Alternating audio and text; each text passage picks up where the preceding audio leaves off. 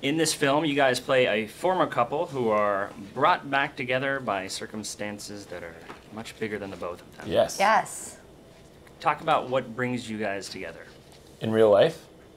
in In the movie. the movie. In the movie, what brings us together is my character breaks a story that these whales are stuck in the ice, and she's a Greenpeace advocate who is very, very fiery and wants to be a part of anything that is going on that she can be involved in. And I find that a little hard to deal with sometimes because in the movie I just kind of want to deal with it myself. And of course, as soon as she gets there, it becomes a lot bigger than it was intended to be. I'm a little in your face as an activist and a person, but I think that sort of staunch, you never give up, attitude between these two people, they present this thing to the world that's a very small, intimate moment happening in Barrow, Alaska, and then it's national news, and Reagan is involved, and Russia is involved, and the oil companies are questioning, what they're doing, and the National Guard is involved. So I just loved this story.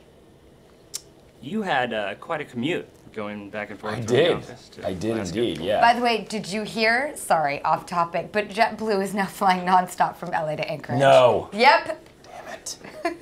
My God favorite bless JetBlue. airline, nonstop.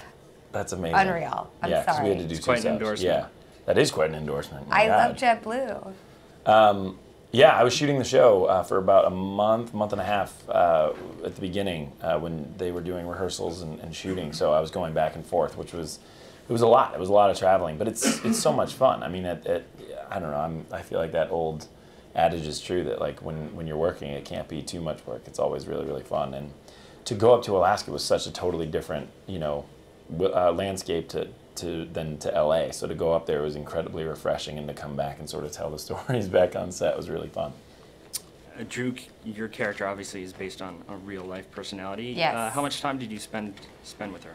My character is based on a woman named Cindy Lowry, and I spent a lot of time with Cindy. I spent time in New York with her. She came and stayed with me out in California, and we spent a lot of time, and then she came and was there for the whole beginning of the shoot in Alaska. And I wanted to know what made her tick, and she had this fiery, feisty personality and this amazing sort of cadence, but she was a hero to me. Like, she was the person, who really galvanized, this movement. But she's just, this woman, this human being, at the end of the day. And I loved sort of peeling away the layers and finding out about her childhood and, the things she did, in life, and these great stories that she told me about. She was rescuing wolves in Alaska, and, when she was, living in another area, she, wrote a note on a guy's car who had a deer, like, strapped to his, the hood of his car, and I was just like, yes, tell me more. What? Who are you? So she was really, really cool. John, talk about the joys of licking another man's eye. It's the best. If you haven't done it, do it tonight, tomorrow, whenever you can.